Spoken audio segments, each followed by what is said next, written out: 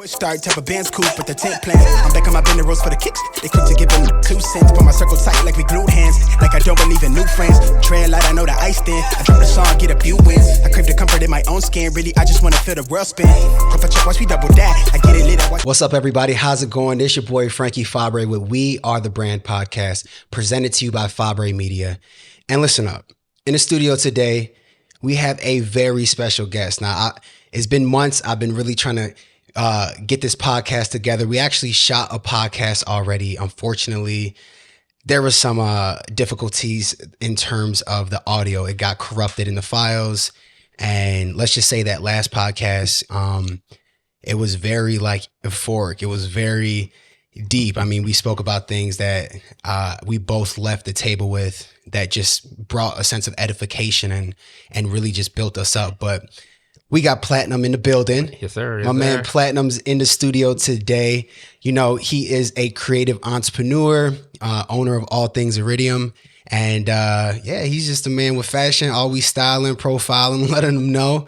And the cool thing about him, just through my experiences, man, is as cool as he looks like on the outside and the inside is the same, you know. And, you know, in the world, it's hard to find people like that who have that genuine spirit to them, where you can just literally sit down for hours and talk and really have depth, because, you know, a lot of conversations nowadays, it's just, it has no substance. It's like, I might as well just watch some TV, get something from that than talking to people, you know. The worst. Right.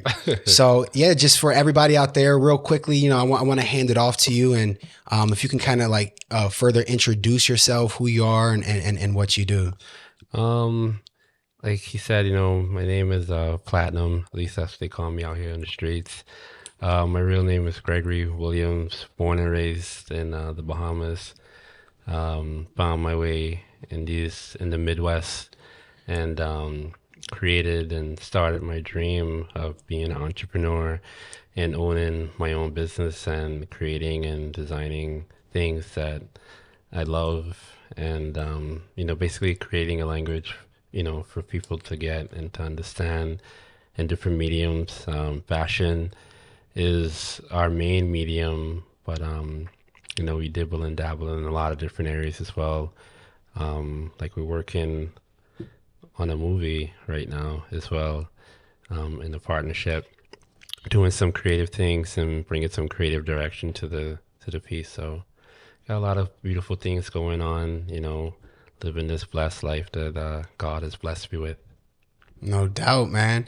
Well, look, man, we're going to jump in to talk about fashion. You know, all things creative as well. You know, obviously, even before the podcast, you were telling me about things that you're doing at your shop, you know, from having people express their talents and just creating a platform for people to really express those different things. So what I want to dive into first and foremost, man, is let's talk a little bit about fashion real quick. In terms of how you, for yourself, how do you define what fashion is?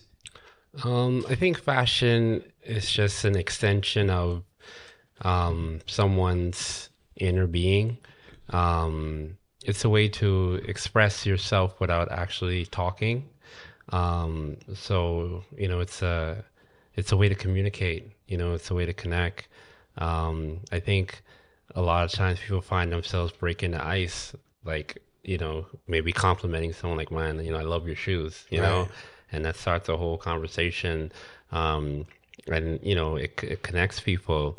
So I think a lot of people, you know, express themselves in a lot of different ways. And, you know, I think one of the things too about fashion is it kind of like is truthful for the most part, you know, like you dress how you feel, you know, you dress in the amount of confidence that you have, and, you know, you carry yourself, you know, in regards to the way that you present yourself.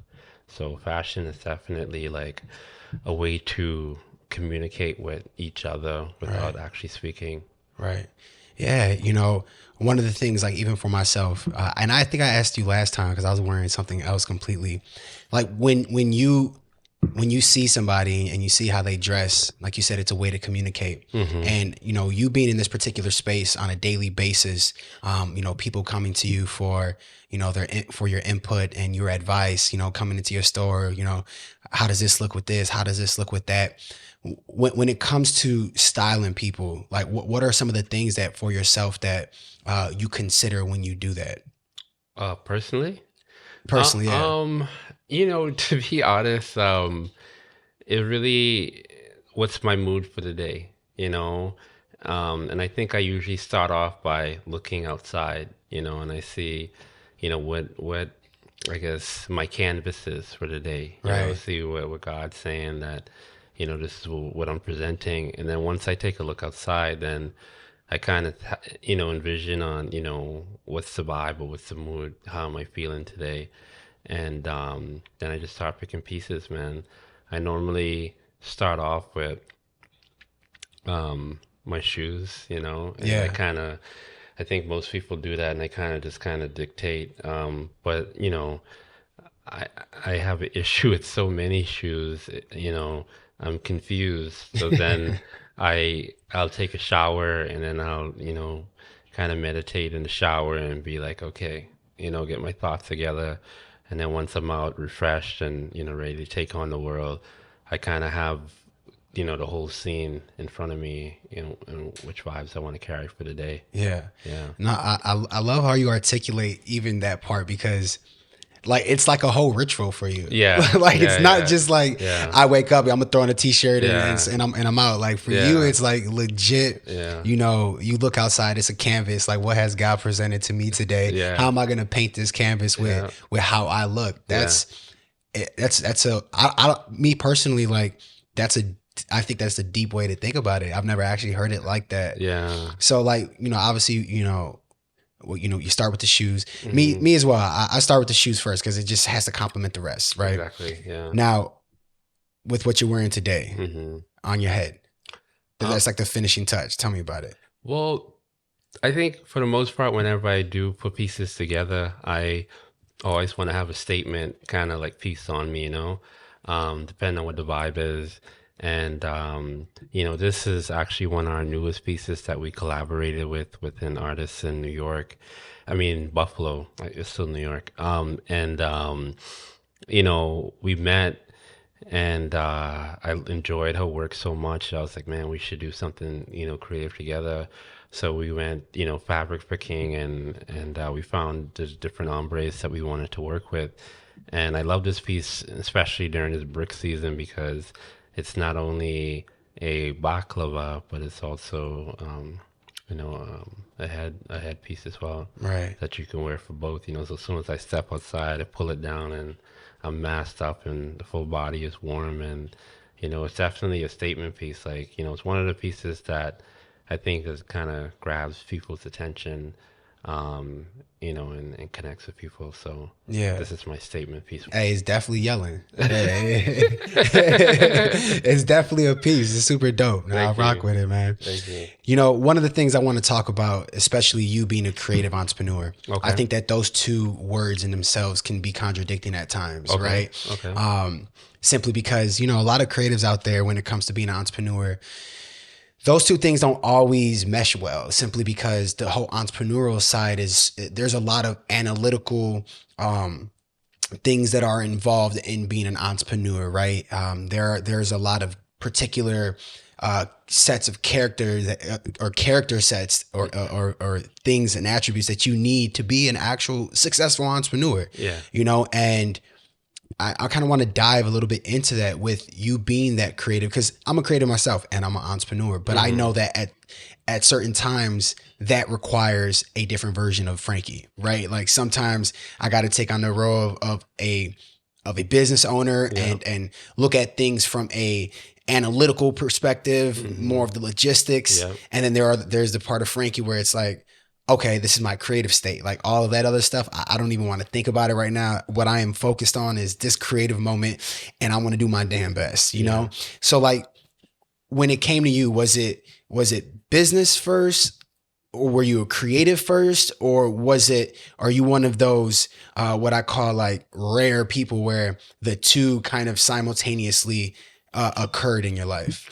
Um, so I think for me, I I was blessed with growing up in an environment of business owners and creatives, you know. So my mom, uh, she does hair, you know, she's a hairstylist, so she's very creative. You know, my father has a master's degree in business. Oh, nice. So I think in a lot of areas, my mother failed because she was more creative than she was business savvy, and my dad was successful because he was more creative. I mean, he was more business savvy than he was a creative. You know, like my dad is not, you know, um, an individual who comes up with magical ideas, but he's definitely, if you bring an idea to him, he'll let you know, and okay, this is the steps that you should take Right. to make it happen. You know, my mom is a dreamer, you know, a creative individual who puts, you know, I mean, amazing projects together. Like she is working on a movie right now of her life about her book. She wrote a book and she didn't know, you know, how to get that done, but she figured it out. I'm always so amazed on her ability to get things put together. So I had that balance, you Yeah. know, I was able to see both ends of that spectrum. And when I was going through and growing up and trying to figure out my lane, I actually wanted to avoid business at all costs, you know, because I saw what, you know, how much time and energy you needed to put into it in regards for it to be successful. And I can remember as a child growing up, like, you know, where's dad, where's mom, you know, it's like they out there hustling, you know, Right. grinding, and I'm just like, all right, cool. So I kind of resented that as a kid, but even when I went to college, I studied biochemistry and I wanted to be a doctor, just primarily because I didn't want to have to deal with running a business. But you know, you can't really run from what's in your blood, Right. you know. And once, you know, I kind of figured out like, okay, this is me, you know. Every time when I got into something, I always thought about how to make it better, you know, how to, if I switch it up here or change it up here. And that's really how my brand started too. You know, I just saw a lot of things that could have needed improvement, or I saw a void in the system that needed to be filled. Right. And I was like, okay, well, this is my time, this is my moment. So I think, like, you know, looking at those three options that you presented to me, I think I might have. I'm the lucky one, or you know, the special one Right. who was able to figure out the business side of things and the creative side of things, you know, and also, you know, figuring out, even if I don't know how to do something, how to make sure it gets done and how it gets done properly. I mean, it wasn't easy, you know, it wasn't like a silver spoon situation. Like I went through a lot of trials and errors, and I went through a lot of, you know, ups and downs and good and bad, and Right. you know, so Yeah. And you know, I want to take a dive a little deeper into that statement, right? Because being an entrepreneur and being a creative, while you're building something, we are going to face a lot of ups and downs. It's inevitable, right? And you know what defines somebody, like Martin Luther King said, you know, the ultimate measure of a man is not where he stands in times of comfort and confidence, but where he stands in times of challenge and controversy.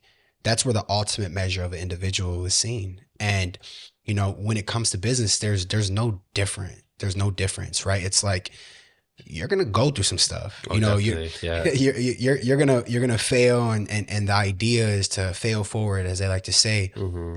But the reality is those tough times are going to come, and those tough times will present themselves.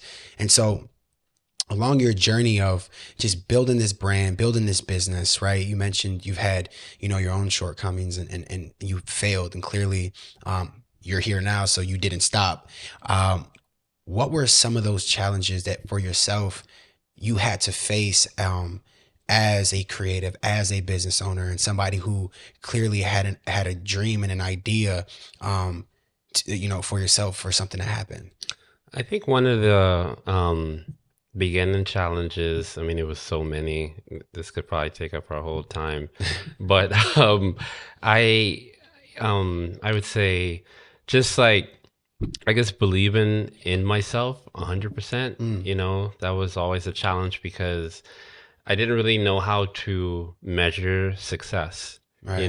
So my measure of success in the early stages of it was, how much money I was making from it, and I think at the point where I was at in my career, it wasn't really about the financial benefits. It was more so just of the growing, learning, and actually appreciating the bad things or the negative things that happened to me. So the next time when it came around, I'd be able to, handle it in a different way. So I'd have a different result. Right.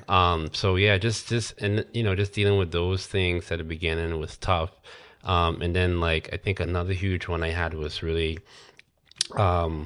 my thoughts of validation from people, family and friends. Right. I really got lost in waiting for someone else to validate my creativity, waiting for someone else to validate my accomplishments, Right. Right. and just the disappointment of them not, understanding or not seeing my vision and not really comprehending why people can't see, the dreams that I have and how I'm going to make this a reality, Right. And people around me making other suggestions and bringing their thoughts and ideas into, my dreams that wasn't right for me, Right. that wasn't like, that wouldn't put me in the best position to win. So, dealing with those things, mentally, physically and financially, Right. were the toughest things and the toughest hurdles to get over. But, back to, what you said, just really growing, moving forward from those, learning forward from those mistakes or those situations that you're in, that's going to help you to continue to go to where you're trying to be. Right. One of the things that you mentioned as a creative, I mean, it's beyond common, and that is validation. To a degree, validation is healthy. To a degree, getting recognition from those around you helps develop that needed momentum, I believe. Mm-hmm. But it becomes an issue, as you mentioned, when it is the thing that you literally are fueled by, period, right? Yeah. Where if I do something and it doesn't get recognized, it's like, it's not good enough, right? Like measuring your success, as you said, how it was measured at first. And there needs to be a conversation had when it comes to learning to have self-validation. Yeah. Right. Being able to operate in a place of confidence, right? Like that is paramount. Yeah. And even for myself, like I dealt with that same challenge. I mean, I'm a creative as well. And I could tell by my upbringing, I didn't have, the needed parent guidance, and the right people at the right times that I needed it, where I was looking for validation, like the class clown or always doing this and that. Right. I was seeking it because I didn't know if I was good enough. Exactly. Right. And you kind of touched on that, and how those two things tied is, one of your challenges was believing in yourself. And someone who doesn't believe in themselves, how can they validate themselves? Someone who doesn't believe in themselves, they need outsource external validation in order to continue to move. And, we become so much stronger when, we're able to take the praise and the criticism the same way. Yeah. Where it's like, despite that, Yeah. the praise, I appreciate it. Thank you.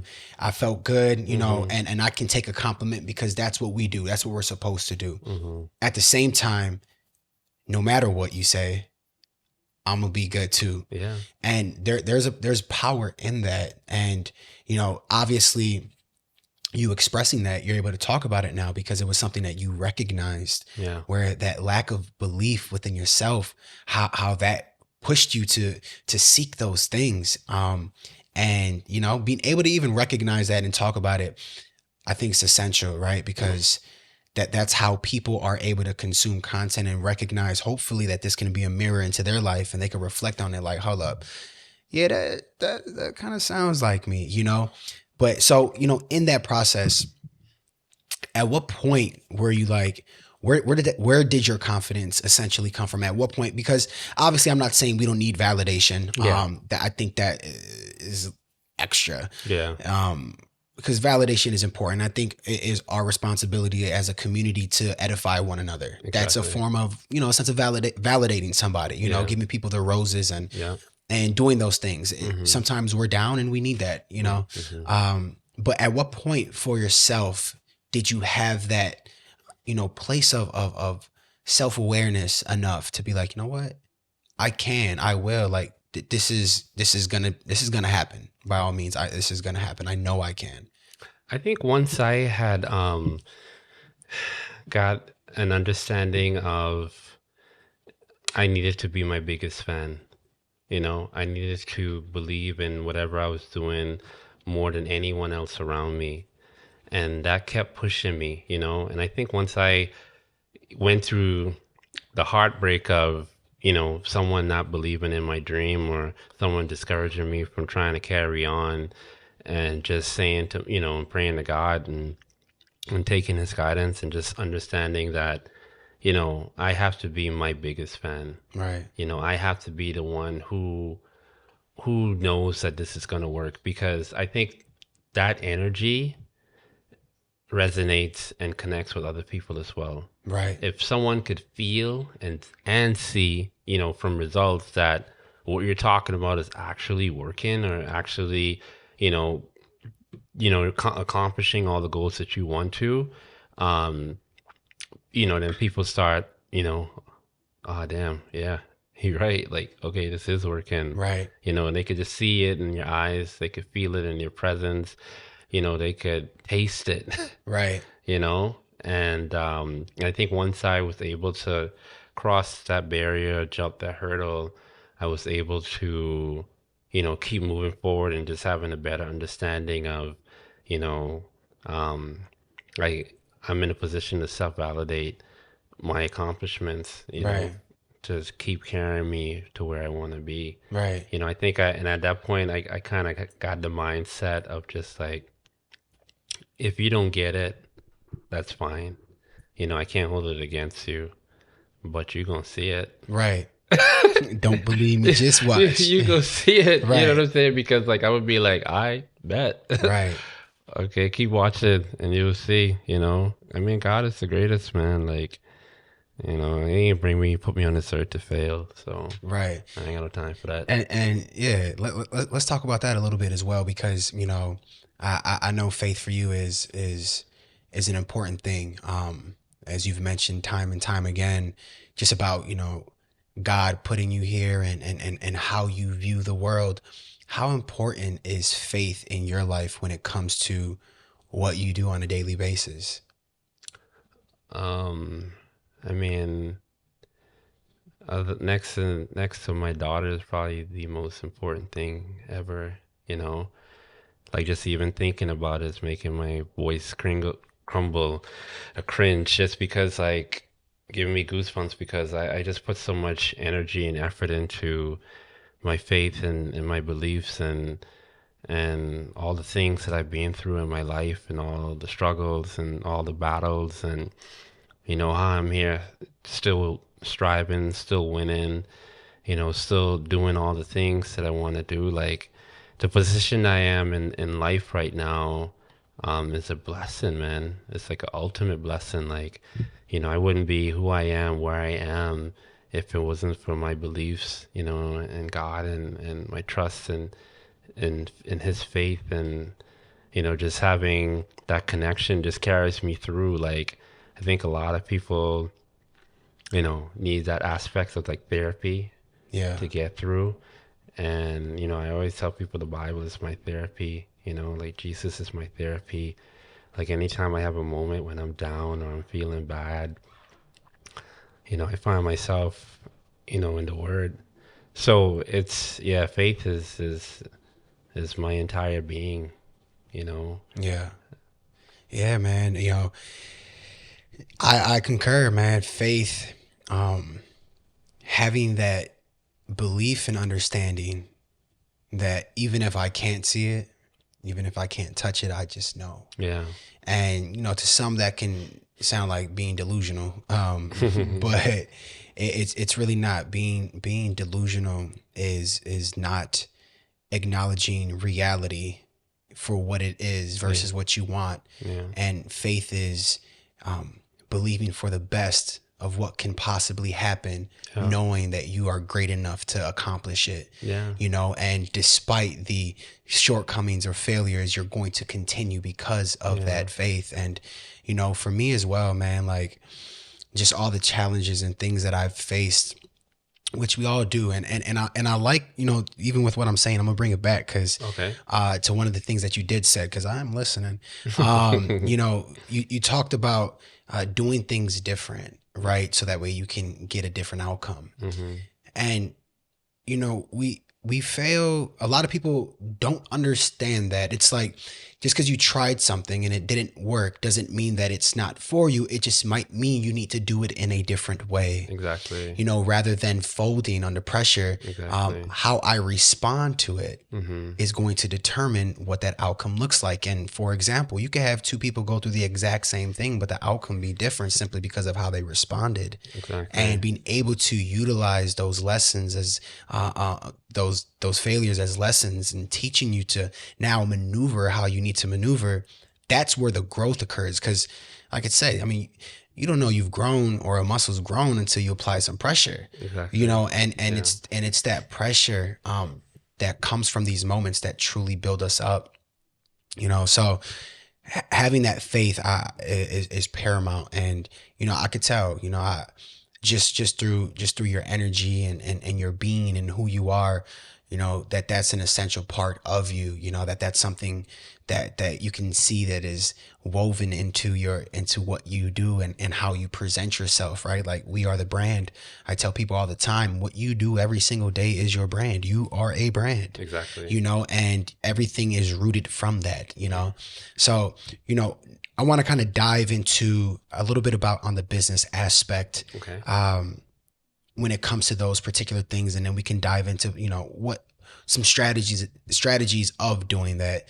But in terms of establishing a store, I mean, like, you got a beautiful store downtown. Thank you. Like, and it's not just like a little box in the wall. Like, this man, you definitely got to go check the spot out. He made sure it was dope. And I mean, even after the challenge that you had, I mean, your last business got broken into, you know, and during the riots, like, let's touch on that, and then let's transfer to how you then restarted and what you established with this new business. But real quickly, I mean, that's a challenge in itself. I mean, your whole business during the riots. Let's talk about what happened then. Yeah, we kind of got caught up in the uprising and you know, just the chaos that was going on during the George Floyd situation.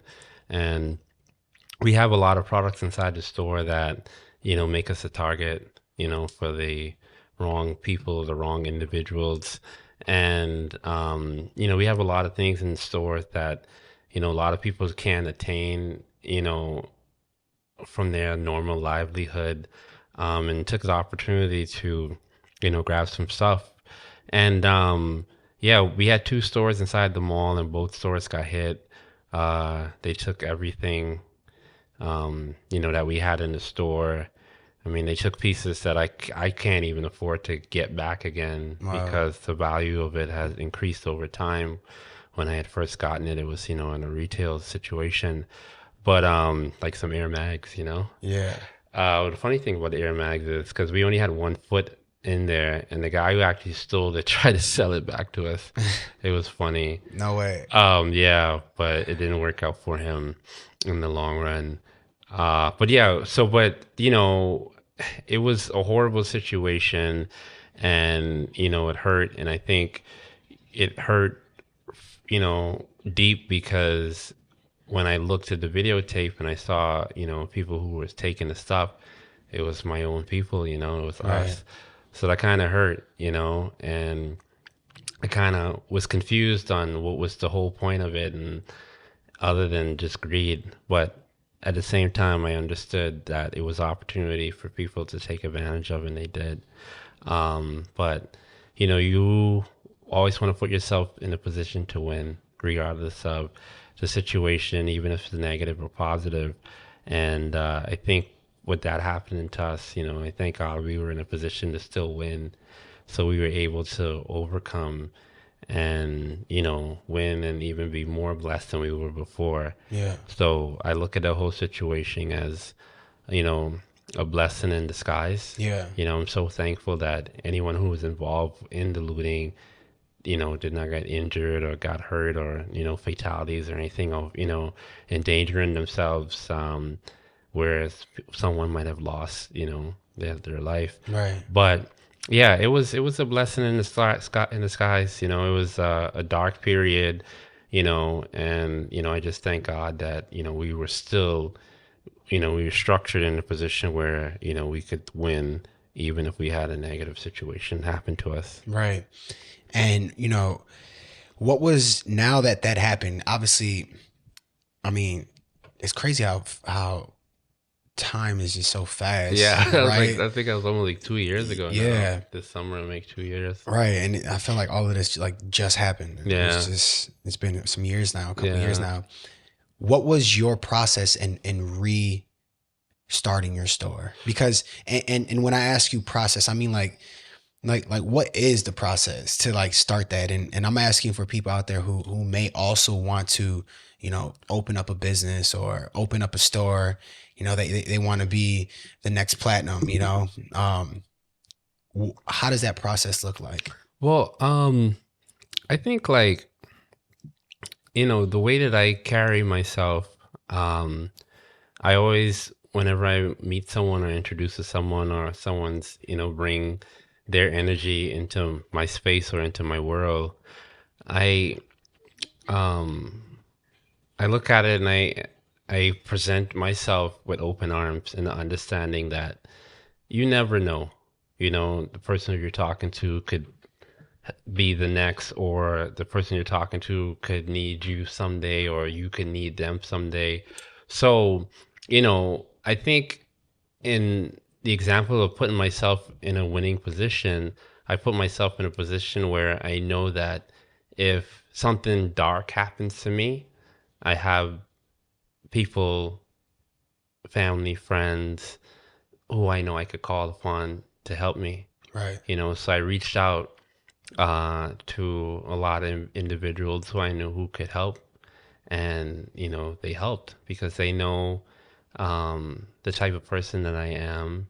They know that if the shoe was reversed, I would do the same for them. Right. And that worked in my favor. I had a gentleman by the name of Law Roach. He's a part of this foundation, and he reached out to me and said, "Hey, I know you need me, and I know I could help you, so I'm gonna help you."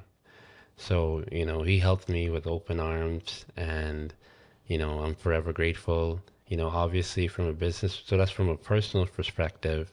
From a business perspective, we had insurance, and I think our insurance, if anyone knows who has insurance and have dealt with insurance companies in regards to them, for them giving you money, they give you the hardest time. Right. They don't make it easy. Right. They try to get you to fold on every angle. Yeah. But I've been through worse. Right. So I'm not going to fold, So it took us like a year to actually get our insurance claim.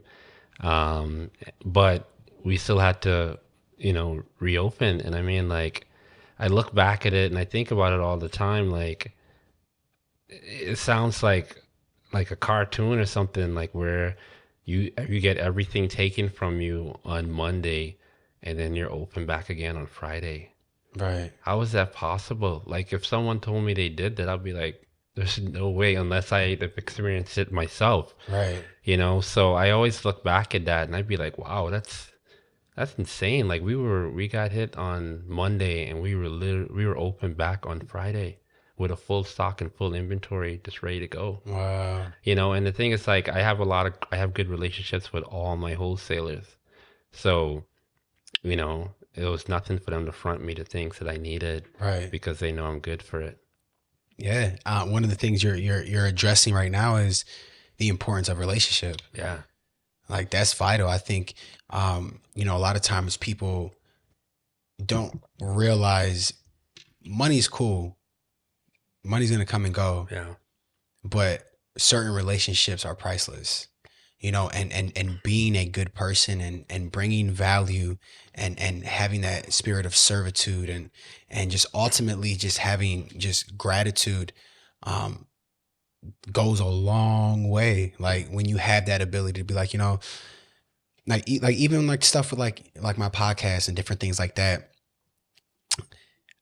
Over the last decade, I've built tons of relationships with people. Oh, yeah. And it's always been on the premise of, how can I help? That's just always been my mindset. And now here I am, a decade later, and all of those relationships, are bearing fruit. Oh, yeah.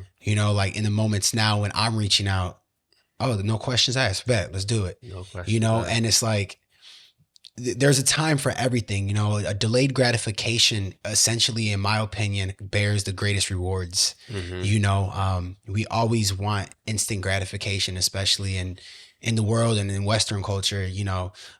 Everything's immediate, right away, fast. Even relationships, it's like, yo, be patient. Yeah.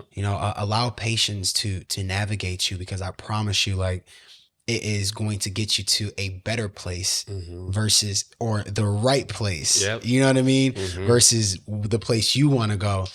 And that also comes with just understanding that you are as much in control as you're willing to let go. True. Like, and I'm gonna have to mark that down. You are as much as you are in control as much as you're willing to let go. Yeah. Right. It's like you can't be afraid to lose something. Mm-hmm. Like, just even hearing you, I didn't know it was that fast. Like, rated on a Monday, looted on a Monday, open on a Friday. Like, like that's a bar. Yeah, like, yeah, you can add crazy. that to a song. Like, yeah. That's not possible for a lot of people, and that's a blessing, Mm-hmm.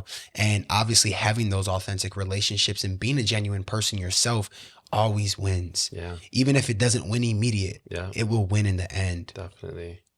One of the things I also want to talk about too, like, let's talk about people who, because you hear it all the time, right? Everybody wants to, be an entrepreneur or, open up their own boutique. Not saying that they can't, Mm-hmm. but I think there's a particular, there are particular things within that are required that go unseen, before people get into actually starting a business. So Mm-hmm. when it comes to starting like a store, your own boutique, like what are the fundamentals to doing that? I think education is a great place to start.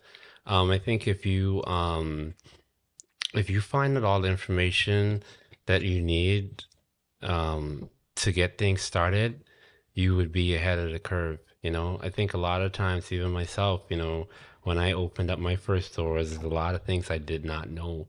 I was just, basically taking a shot and taking a chance. But once I got really involved in it and I started to educate myself more, I started learning about how easy it is to make things happen, And I think a lot of times people don't take the time to educate themselves in regards to the area that they're jumping into. Right. They're jumping into it blindly or half blindly, or they got a friend or a cousin or whoever who told them they could do this.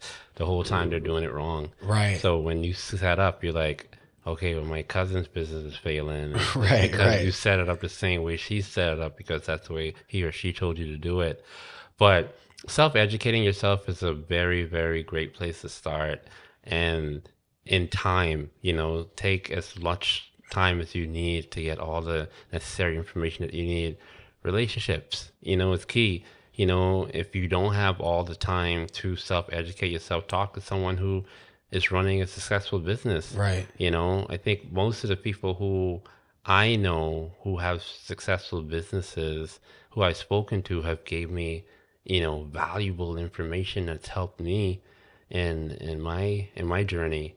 So educating yourself and having relationships with people who are already doing the things that you aspire to do is very important to starting a business. Definitely. And so what are some of the things, like, when you first got your store, that you didn't recognize was important until you actually were like, oh damn, I need that. So my confidence sometimes is my biggest weakness, Uh-huh. because I had someone tell me something, verbatim. They said, "Hey, do not do this." And I'm like, nah, let me do it, because we all do it where we're like, our parents says all the time, do not do this. And then you find, you got to find out the hard way. Right. And the sad thing about business is the hard way is a loss of a lot of money Yes. and time. Yes. And so, just if I listen to my guy, I definitely wouldn't have had learned that lesson in the hard way. So, just listening, to the advice that people are getting you, and actually taking the advice that I was given to help me to put myself in a better position to win and to be successful. But we are our worst enemies for the most part. Right. Yeah. No, definitely. And with that, we are our worst enemies for the most part. And a few things that you're saying, it's like, one, that pride, in a way, gets in the way, and taking, heed to particular things and certain things of advice.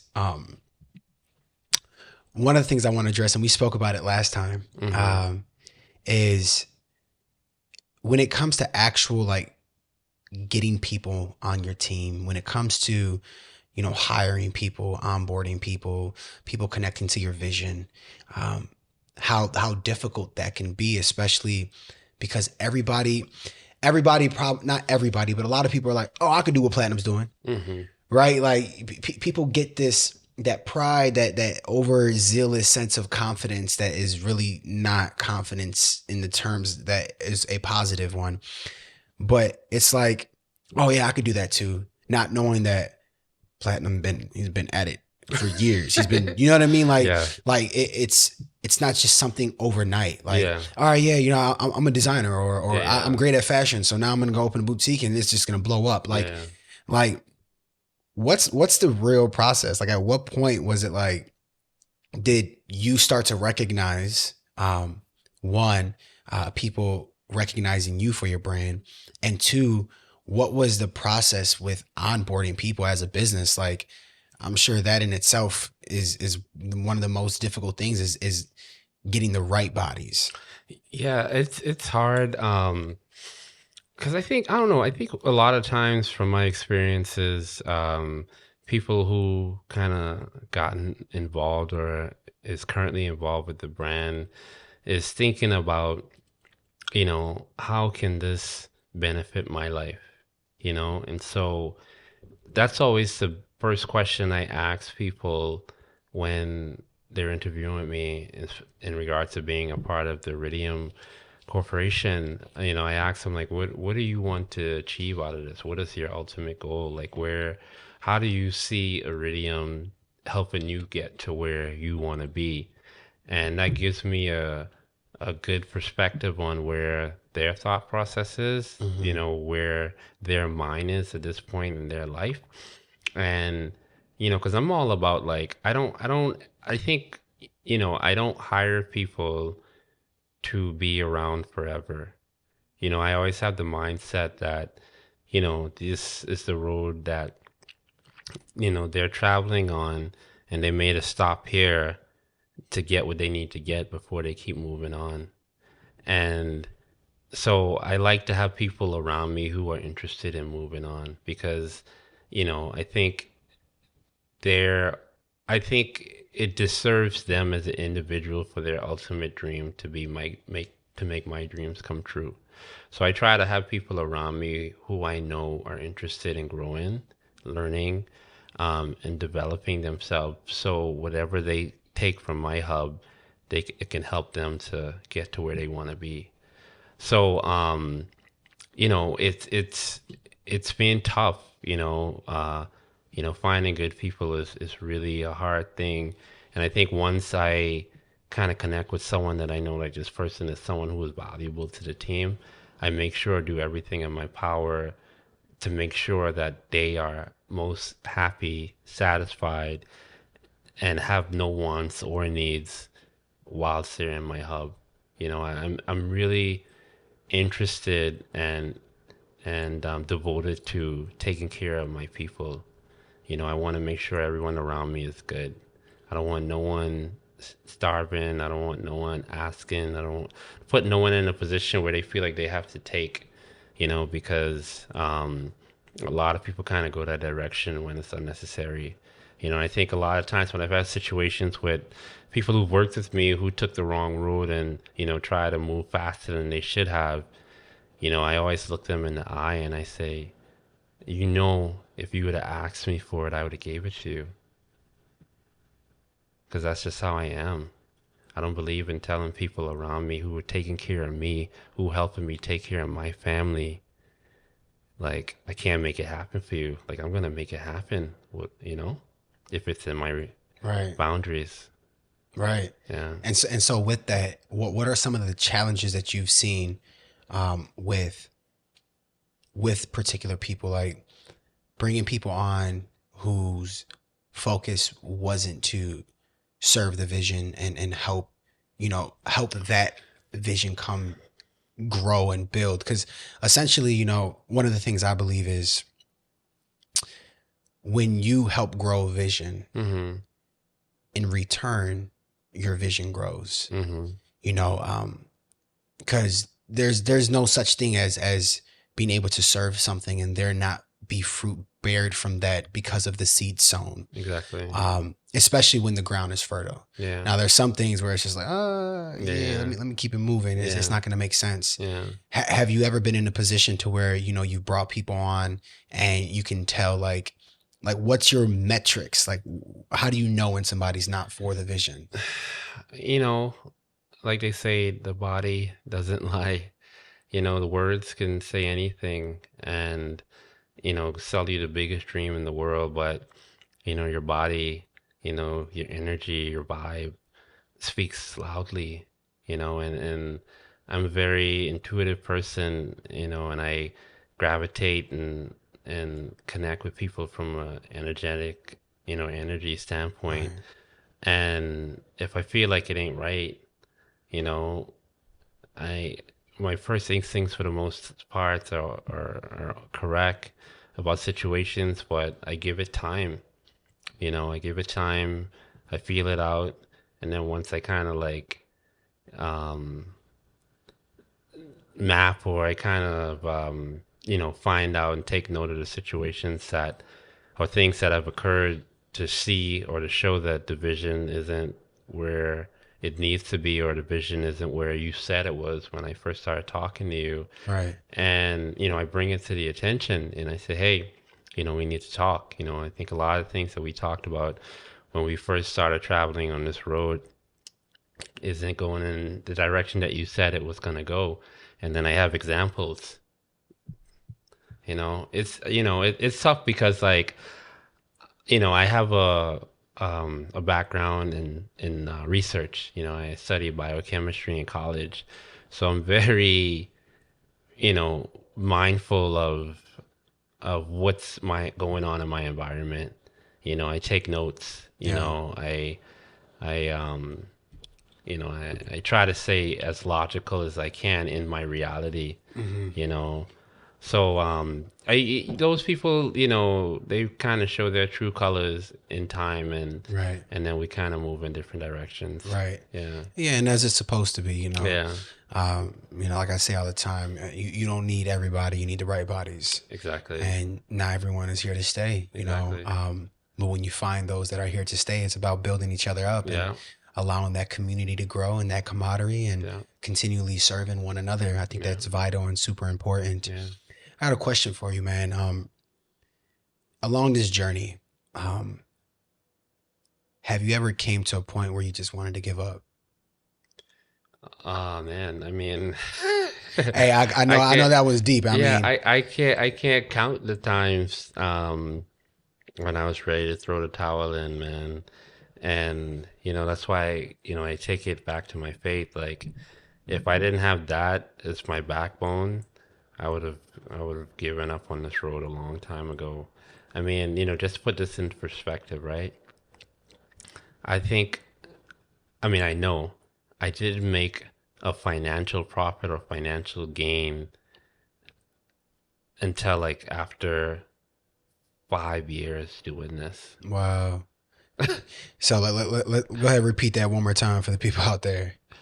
I saw my first profit financial gain 5 years after being and starting my brand. Yeah, that's real. You see a lot of times, I said this in another podcast, but when it comes to signing up to be a business owner or an entrepreneur, you have to check off a few things. One, being willing to want to give up almost every day. Two, being willing to probably be broke. You know what I mean? Mm-hmm. Three, being ready to take criticism. You know what I'm saying? Four, having sleepless nights. Yeah. Like, there's a bunch of boxes to check off, and it's not for everybody. No, you know, it's not. and if you could check those off and still have peace within yourself, all right, cool. Let's give it a run. Yeah. But yeah, go ahead, continue. Yeah, I mean, it just, that was, just living through that 5 year period of like, just things not working out and just putting so much time and energy and effort into this. And I wasn't getting the validation from people. I wasn't getting the financial benefit from it. It wasn't changing my life. It wasn't putting me in a position, where I could do and, take care of the things that I wanted to and be the person who I envisioned or who I feel like God, intended for me to be. Yeah. So it was tough, man. I mean, there were many, many sleepless nights. There were many late bartending nights, many early morning barista and situations. So, it took a lot of time and a lot of time, but my backbone was my faith, Right. that really kept me strong. That really kept me going, because I can't even say I had, the relationship I was in the time was not fruitful in regards to encouraging me to continue on what I was doing.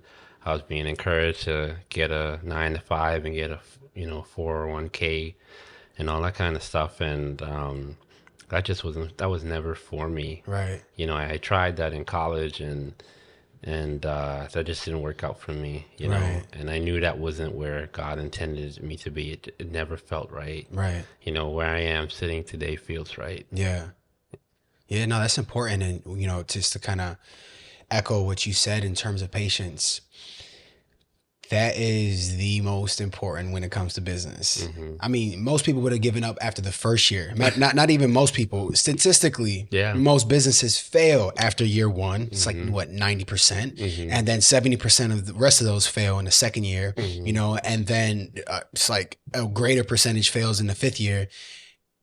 Continually doing what you're doing without seeing a profit after 5 years, to some people is crazy. Yeah. You know what I mean? Yeah. Like, you have to be kind of crazy to do that, Yeah. but you also have to have an immense amount of belief in order to do that, So having patience is super important. And what tends to happen, as we mentioned earlier, is people have this instant gratification desire. It's like they rather have the crumbs than wait for the bread to bake, right? It's like what's crumbs? What's a few crumbs to a loaf of bread? Yeah. You know what I'm saying? So Yeah. it's like you gotta know that this is what you want. And if you know that that's what you want, understand understand that it's going to take some time. Yeah. Like you make it, master it, then matter, right? Too many people want to matter, before they master a thing. Yeah. Too many people want to master a thing before they make a thing. There is a process. The entire universe is built off of a process. Yeah. Every organization is built off of a process. And as soon as you insult the process, what you've done is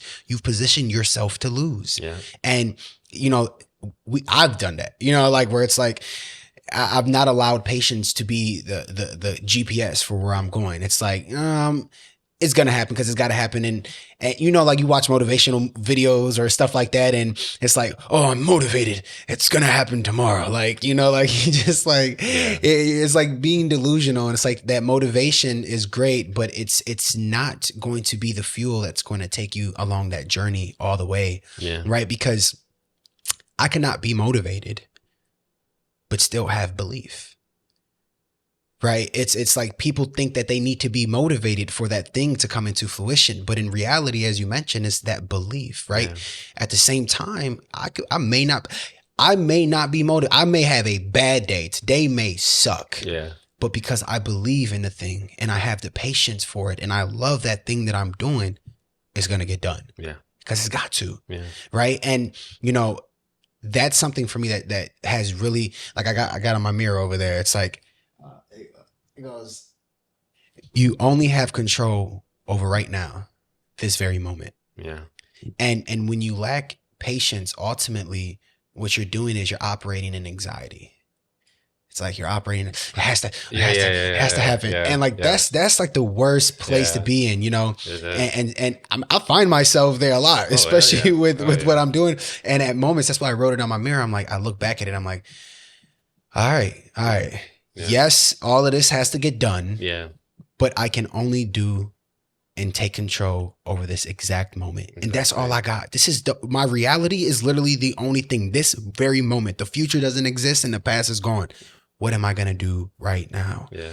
You know, and for me, utilizing that understanding has brought peace into my life and has allowed that anxiety in those moments to just kind of deteriorate and no longer have that stronghold over that moment. And I'm just like, you know, and even gratitude, you know, that's another one I would say, like, let's talk about gratitude along the way in your journey of running a business. Like how important is having gratitude?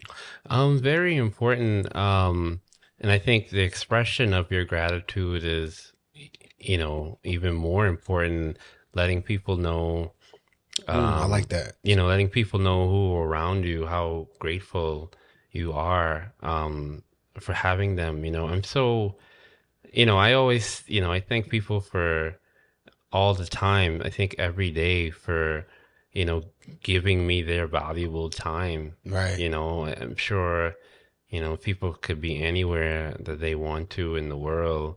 And I'm so thankful that, you know, they decided to spend that moment in time with me. Right. You know, I'm so grateful and thankful that you guys took this time today to invite me into your space, into your world. I'm thankful for you coming here, man. To share my, you know, my journey with you. So gratitude is just like, you know, it's so important, man. I think, you know, give people their roses, you know, while, you know, they're around to receive it is very important. And I try not to show my gratitude towards any situations. I'm grateful for, you know, the delivery guy bringing me my food because he just played a very important role for my day. You know? And that's an important day. Yeah, without this, I would be not in, you know, in the best position to win. So I'm very, you know, gratitude is essential to life. Right. Yeah. Absolutely. Gratitude is essential. And, man, I thank you, you know, even for speaking on that moment and having this moment with us a second time. Oh, yeah. You know, that's really appreciated, bro. And mad love and respect for that. Real quickly, before we kind of like, you know, close up here, I want to talk about like some of your inspirations in terms of fashion, you know, kind of like end this in a little bit of fashion talk, especially for people out there, you know, who want and who desire to be in that in this fashion space. So like what's your inspiration in terms of who are some of those people that you feel like you can give roses to, fashion designers or people who or some greats that inspire what you do and how you do and your perspective when it comes to the art of fashion? For me, I would say it probably started off with Ralph Lauren. Mm-hmm. Like growing up in the Bahamas, in the 90s, especially late 90s, it was a big thing, and I think we even had like a term or a saying like, Ralph for nothing, Ralph Yeah. head to toe. And, me and my homies, we lived that. I was looking at some pictures, a couple of days ago, and I'm like, wow. And then I also think to myself, like, how much, Ralph Lauren I had and not really understand. That's Alexa. He said time to plan dinner. Oh, nice. But yeah, just Ralph. So I think Ralph Lauren was a great start for me. And I think I really enjoy what I enjoy most, out of his designs is they're classic, timeless, Mm-hmm. and then the story that he tells when he presents his designs, Yeah. and then ultimately just how he's able to jump into so many different mediums.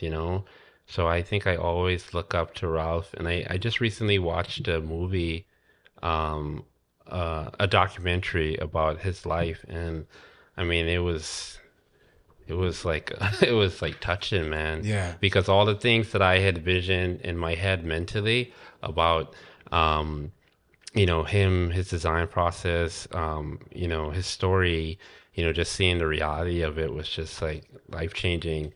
So I really enjoy Ralph for, his timeless designs. He could drop the same shirt he dropped 30 years ago today and people will still buy it. Right. Like Right. that's insane, It's timeless piece. So, and then from a futuristic standpoint, avant-garde, I really enjoy Rick Owens. He's one of my favorite designers. I think he always pushes the buttons and always, challenges people in regards to presenting themselves, and communicating with each other without speaking. And I mean, like when someone's wearing one of his pieces, like, you just already know, okay, yeah, this person is, Right. what their energy and their vibe is. And then, I'm really a huge fan of the late great Virgil Abloh. I really enjoy his ability to take pieces and make them way better than they were before. Right. I studied in Japan for a while, so I really got to learn their culture. And the Japanese really has taken everything that everyone has done and making it better and taking it to a whole nother level, And I think Virgil was able to do that in all the different mediums that he touched, And I'm thankful that I got opportunities to talk to him and to meet him and to get, wise words from him in regards on my journey. Right. And so he's definitely, one of my favorites of all time, just being able to just take things and just go crazy with it, man. Yeah. Like, I mean, I think, especially with the Nike project, I think Right. every aesthetic he touched, like he made better than Nike ever did. Facts. Yeah. Like there's no greater Air Jordan than the Jordan said he did, Right. like you could pick anyone, you know what I'm saying? Right. You could pick anyone and he killed them all. So, I think those three guys, like I would say, past, Ralph, the future, Rick, and then the present, yeah, Virgil. Yeah. Rest in power, Virgil. Rest in power. Yeah, definitely, man. Hey, I think, just even in fashion, even for myself,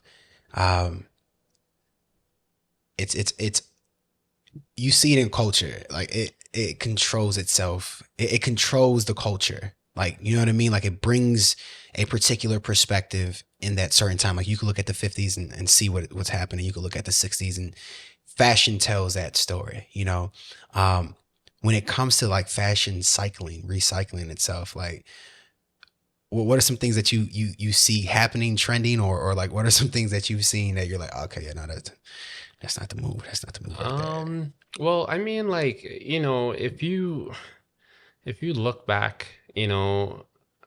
um, at the beginning when you started, entertaining or watching, or understanding fashion, like you said, you would recognize that things are circling around, things are coming back, things are, weaving in and out in the space because, like, I think one of the most difficult things about the fashion is really how much can you do with a silhouette? How much can you do with a t-shirt? How much can you do with the polo? How much could you do with a jacket? Right. So you really have to recognize, and pay tribute to the forefathers of this industry and who created a lot of these pieces that people are remaking and redoing and putting their abbreviation on. So I'm for it all, man. Like, I think there's a piece out there for everyone, Right. even how crazy, how subtle it is. I think when people design, for the most part, I think they're just doing their interpretation of the situation. Right. And for the most part, they connect and resonate. There's billions and billions of people on this earth, and I know that every design that we put out is not for everyone. Right. But it's just my job to find the people who they are for. Right. And make sure that we have an opportunity to connect with them. But yeah, I mean, like, I don't even, because it all, I mean, I think we all do this, like, look back 5-6 years, what we were wearing, and we're like, what are we thinking? What was I doing? What was I on, like, why was I there? Right. But, the crazy part about that thought is if you was wearing a Ralph Lauren polo shirt, you'd be like, okay, cool. You know what I'm saying? Right, That's still relevant to today. Exactly. Exactly.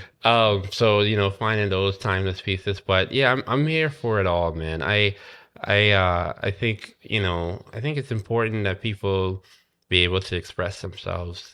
To get that, because that's stuff that's inside you. Right. You want to get it out and share it with people, no matter if it doesn't connect with everyone and everyone's feeling it. Get it out there. Give yourself a chance to express yourself. So it's very important for people and creatives to do that, and don't be afraid of doing that. Don't allow anyone to tell you can't or you shouldn't. If it's a positive situation, I'm all for it, man. Yeah. I'm all for it. If it's something that's going to help benefit, your community, the people around you, I'm all for it, Yeah, definitely. Platinum, before we get off the podcast, man, do you have any last words, that you can share with people who are viewing this, whether it's about fashion, whether it's about life, whether it's about God, that you would like to, say one last time? I think I just want to express the importance of, believing in yourself and becoming your number one fan. Yeah. Don't expect for somebody else to be more enthusiastic and have more energy on things that you create. Right. You're going to set yourself up for failure. Find some balance in your life. Obviously for me, it's my faith in God. For someone else, it might be something else, but you have to find that, so you don't find yourself relying on someone else, because humans, from my perspective, for the most part, I'm trying to be as PG about this person, are disappoint. Right. We all disappoint. We all have disappointed someone inside our journey and let someone down and wasn't there when someone needed you, so don't put all your faith in, humans, put your faith in higher things, in a better understanding of you, and what's going to bring you to bring that ultimate peace and that ultimate belief in yourself so you could become, the person who, God has intended for you to be, so those are some of the key things I think that it's very important in regard to being successful. And then, finally, just building authentic and real relationships. Yes. Those relationships extend beyond your wildest dreams. Right. You know, I was having a discussion with someone in my chat group earlier today, and they were saying that how difficult it is for them to do something. And I said, I can guarantee you, if you put the time and energy and one of the things I've been talking about recently in my life, you know, from the Bible, is reaping what you sow.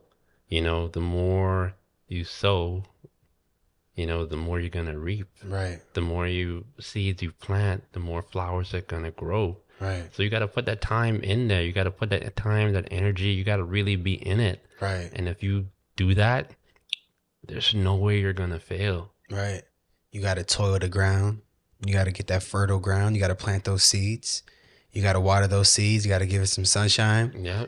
And also, some seeds harvest at different times. Mm-hmm. So some seeds require a little bit more patience than the other. Exactly. No doubt. Well, hey, Platinum, I appreciate you jumping on the podcast again, bro. You know, I believe just your story and what you're able to share here is going to be able to resonate with somebody out there, even if it's a couple things where it's like, yo, I feel like I thought that, but he said what I was thinking, you know? Yeah. And, you know, just that impact and the presence that you bring, I know that's going to resonate through the cameras, man. But before we do get off, if you could just let them know at this camera right here where they can connect with you, where your store is, all the above, real quick. My Instagram is Platinum23. On Twitter, all my profiles, even my Ethereum wallet, is Platinum23. And then the store is located downtown Chicago in the Block 37 Mall, 108 North State Street. I'm usually in the shop every day. And so if you need to find me, you know, you can find me there. And, you know, I want to just, you know, take this moment to invite all creative people who are doing things to help and better their community in the space, you know, so we can build and continue to expand that growth through, you know, our entire generation, through our entire community. But yeah, that's where you can find me. And then on Sundays, I'll be in church at Chicago Tabernacle all day. And thank you so much for this opportunity. Thank you so much for allowing me to come back here in your space, in your zone, to share my story once again. And I appreciate your team, and I appreciate you guys for having me here. Thank you. I appreciate you too as well, man. And just let everybody know what you got on your feet right now. Oh, I got some Off-White Jordan 4s. These are probably one of my favorite shoes ever. And it sets the mood right for me. Yeah. With my energy. So I'm very, you know, thankful, you know, for being able to rock these. Well, they fresh. You know, I had pulled back while you were speaking. I'm like, oh yeah, let's address that real quick. But you know, thank you for, you know, for your gratitude. And like I said, likewise, you know, after we had that first conversation and the audio messed up, I was like, no, I couldn't even tell you. Like, I waited like a week. Yeah. Actually, I'm not even gonna hold you. I waited like 2-3 weeks before I told you, because I was like, I gotta get this. I'm gonna figure this out, and it just wasn't possible. So, you know, I truly believe that even that conversation, like I said, I feel like that was something for us and for you and for me as an individual. Like it did, you know, it did something. We got up after that conversation. It was like, okay, yeah. That was a moment. That was a needed moment as well, man. So I appreciate your time, bro. And for everybody out there, hey, make sure you subscribe to the YouTube channel. Like it, hit the notification button, add some comments. If you enjoy this conversation and you have some thoughts or you want to continue the dialogue, just add it in the comments. And if you've been inspired or you feel motivated by this talk and this conversation, and you feel you know somebody else who can also benefit from it, go ahead and share it with them as well. You can catch us on IG, all platforms. We Are the Brand Podcast, Fabre Media, and Frankie Fabre. We'll put it all into the description. And until next time, you guys take care. Peace.